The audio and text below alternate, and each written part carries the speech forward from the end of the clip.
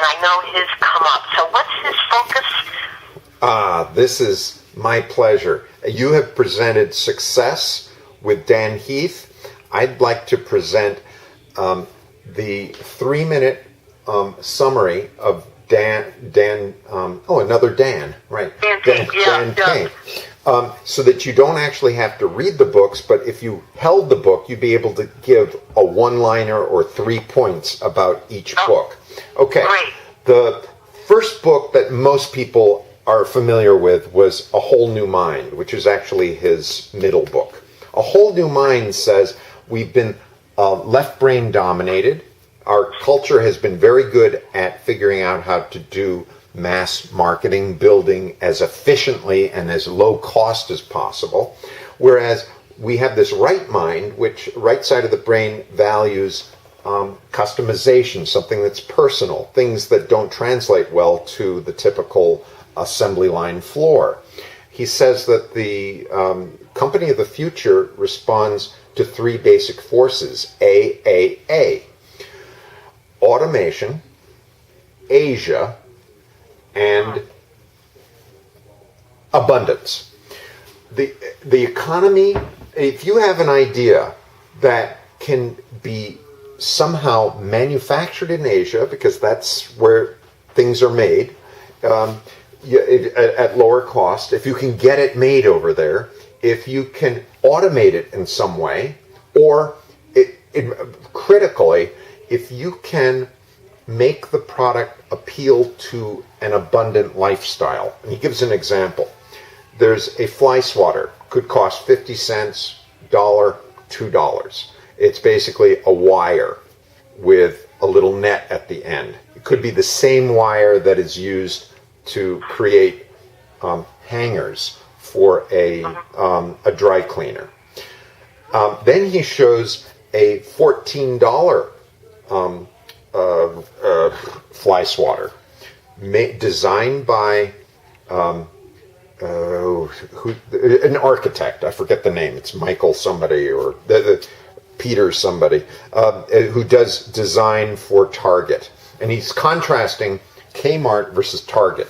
Target will typically have more expensive items that are really well designed. And funny enough, they're doing better financially than Kmart because people are willing to go and pay $9 or $14 instead of $2 for one of these items because now it's a fly swatter with 3 feet on the end that you hold. Those 3 feet are like a mini tripod, and the fly swatter isn't hidden or hung on the wall. It sits in the middle of the table vertically, like a tower. And it's the actual SWAT part is colorful. It's not functional. It functions, but it has value because it has beauty. Beauty, invest beauty, which is the Steve Jobs point. And because of the aesthetics, we are willing to pay more for something like that. So he says in anything we do, we will do better if we take into account the right side of the brain. Don't look to always try to make things more or faster or cheaper. Think also about the value of making something special. And so wait, so it's automated, Asia, and what's the third? Abundance. In other words, it's 3 A's. Any new product, any new idea has these 3 forces to contend with. Your idea will be in competition with other ideas. And if your idea can harness the 3 A's, you will go far. If you can figure out some way to manufacture it in Asia, if you can somehow automate it, and if you can somehow appeal to abundance. And so this is one chapter. Meaning appeal to abundance. Explain that one a little more.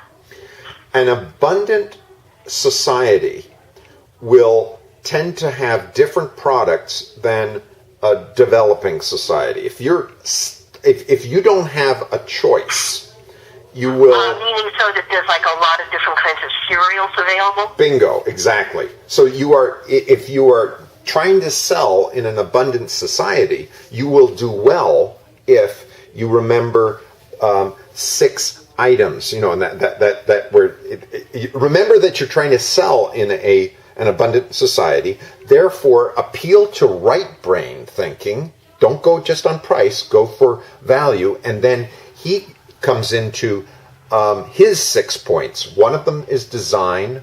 Another one is story. A third is symphony. Now, the 3-minute summary of Dan Pink is now turning into an hour, so I'm not going there. But this I'm definitely element, going to follow up on that, because I think that really speaks to me. It's really fascinating. it should, because it's bringing in the story. It brings in all the stuff that you already teach. What's nice about Dan Pink is that he harmonizes a lot of things that might not appear connected.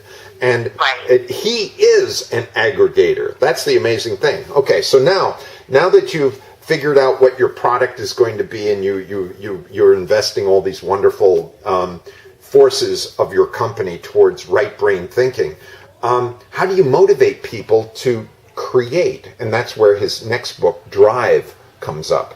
He basically says that there are 3 types of motivation. One is survival. So as cave people, we basically had you change to be able to survive cold, hunger, animals. Then came the second motivation, which was basically the industrial age. We will pay you more, and that will be a sufficient motivator. We will give you a house. We will, right next to the factory. We will, have food right next to you, and you will earn somehow enough credit so you can get some food. This was a very functional, and so that translates into the 1970s and 80s and 90s with various forms. Accumulation of things. Bingo. Suddenly, there's motivation 3.0. And this is the core that there's something more. It's more is not going to motivate me. If you're at motivation 2, if you are a manager through that point, you are basically in the X manager. Theory X, theory Y? No. Okay, great. Well, see, this is why it's aggregating, because you can, starting with Drive and Dan Pink, you can go and visit these other places that are from the 1960s. A Theory X manager assumes that you have to prod people in order to get them to do something, that there is no inherent reason for them to show up to work. Whereas Theory Y says, the way I motivate people is by finding the job that appeals to them. Right. Okay, got it. Yeah. Right. And so Dan Pink just basically says we're just being Theory Y people have got it right. They are, the manager is trying to fit the person, the job to the person, rather than to force the person into the slot. And so he has the excellent thing is a FedEx day. The idea is that once a month, everyone in the company is on a FedEx day. They absolutely, positively, by necessity, must deliver something to the group within 24 hours. Now, what that is, we don't know. Because for the entire day, you can work on anything that you want. And so a company that Acceleron or something, he gives examples of companies that use this. They came up with an application that was just some guy, one of the programmers, it's a computer company, came up with this idea that he really wanted to see. And it was outside of his area of expertise. He worked on it alone. You can work on with other people if you want to, but this is basically, he came and presented the idea. It turned out that's a product that they decided they wanted to start using. So Google uses this concept of FedEx Day. It's the concept that you are being paid to do what you want to do rather than do something that some committee has told you what to do. Then again, there's Yeah. three things. What is motivating us?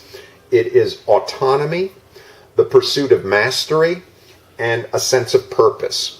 Autonomy, mastery, purpose. I get AMP, or it could be a map. It could be mastery, autonomy, and purpose.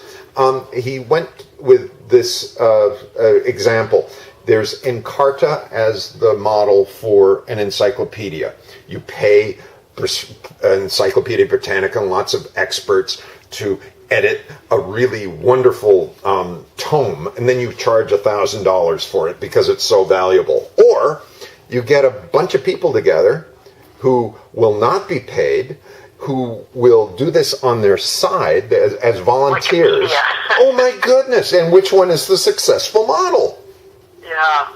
And- No, I love that. I think that that's absolutely right in terms of motivation and how do you get people interested, and that autonomy, mastery, and purpose. And the purpose, and all three of those, that sense of that you have some control over it. I was reading months ago about what's one of the